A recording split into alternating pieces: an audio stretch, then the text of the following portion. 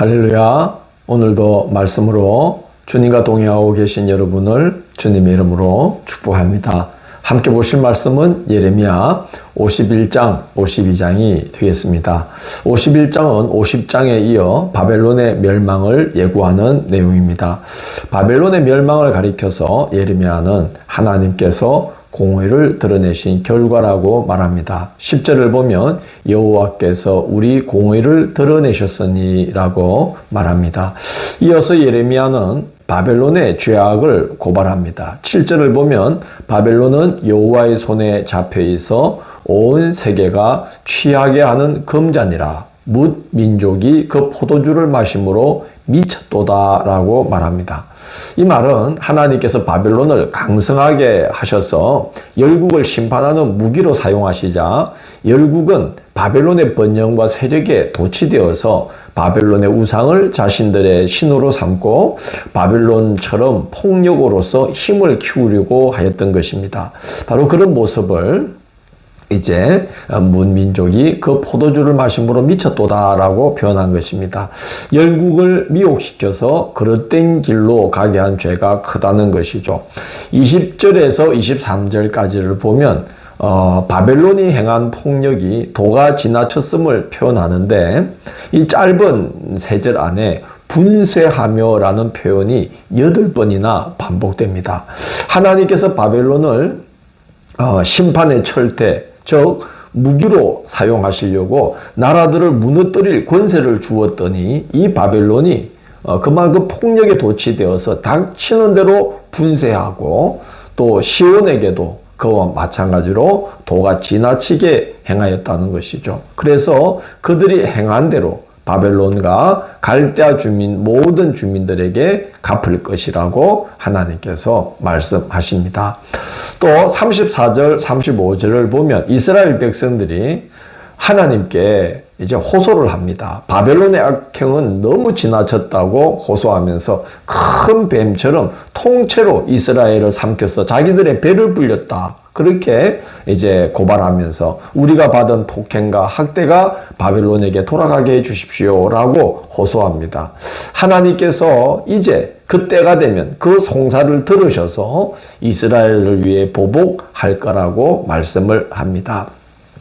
하나님은 어떻게 갚으시고 어떻게 보복하시느냐. 27절을 보면 아르락과 민니와 아스그나스 나라를 불러 모아 바벨론을 치게 할 것이라고 말씀합니다.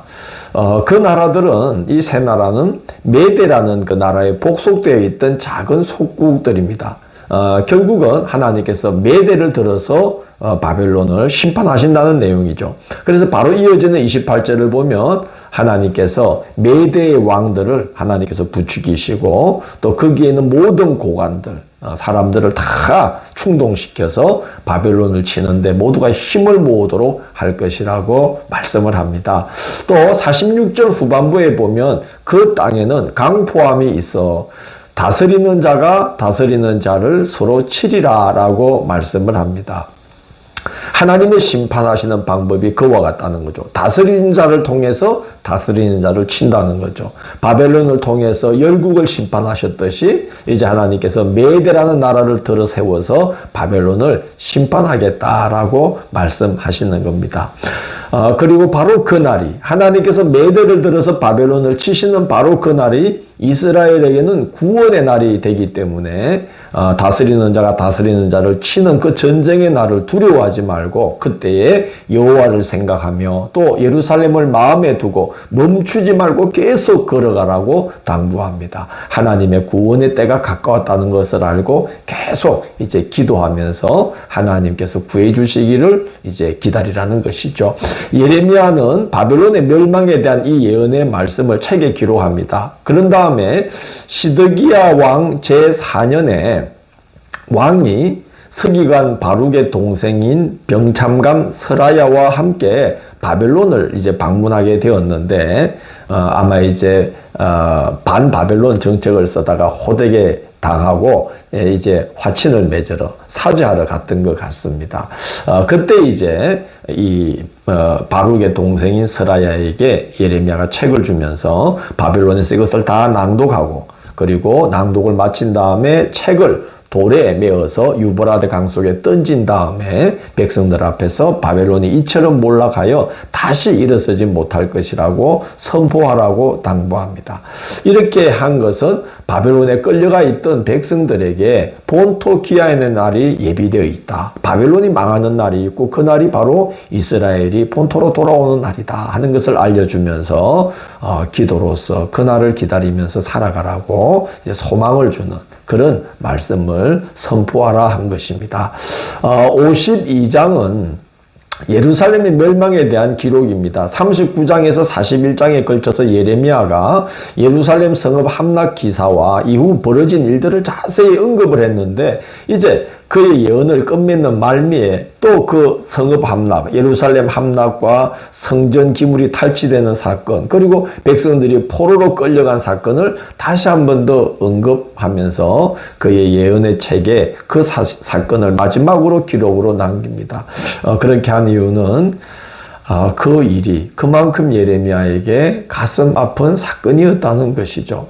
자신이 전했던 하나님의 말씀을 조금이라도 귀담아 들었다면 그런 파국을, 그런 비극을 면할 수 있었을 것인데 40년을 새벽부터 꾸준히 하나님의 말씀을 전했는데도 끝끝내 외면하고 배척한 결과 그렇게 나라가 다 파국을 맞이했기 때문입니다. 결국 그의 예언대로 되고 말았습니다. 31절 이하에 보면 여호야긴 왕이 바벨론으로 끌려간 지 37년 만에 바벨론의 에윌보로닥 왕이 여호야긴을 다시 이렇게 존대해 준 사건이 기록이 되어 있습니다. 이는 이제 예레미야가 예언한 그 이스라엘의 회복의 때가 다가오고 있다는 것을 보여주는 징후이며 또 이스라엘의 미래가 유다에 남아있는 자들이나 애굽으로 도망간 자들에 있지 않고 포로로 끌려간 자들에게 있다는 그 예언의 성취. 무화과 한 광주리에 좋은 무화과를 보여주면서 이제 바벨론에 끌려간 자들이 거기에서 연단받아서 훌륭한 하나님의 사람으로 먹을 만큼 귀한 무화과 나무처럼 그렇게 쓸모 있는 사람들로 세워져서 돌아올 것이다 했던 그 예언의 성취를 이제 예시하는 기록으로 끌려가 있는 자들을 하나님께서 이렇게 다시 들어서 이제 쓰실 것이다 하는 그 예언의 성취를 예시하는 기록으로서 31절 이하의 기록이 첨부된 것으로 보입니다. 이렇게 예레미야 예언이 마쳤습니다. 그 말씀을 조금이라도 귀담아 들었다면 피할 수 있었던 파국이 결국은 오고 말았습니다. 참 하나님의 말씀을 귀담아 듣는 것, 듣는 마음을 갖는 것, 듣는 귀를 갖는 게 참 그렇게 귀하고 복된 일이구나 하는 생각이 듭니다. 내일 8월 26일 목요일은 예레미야애가 1장에서 5장을 우리를 주께로 돌이키소서라는 제목으로 살펴보도록 하겠습니다. 오늘도 함께 해주셔서 감사합니다.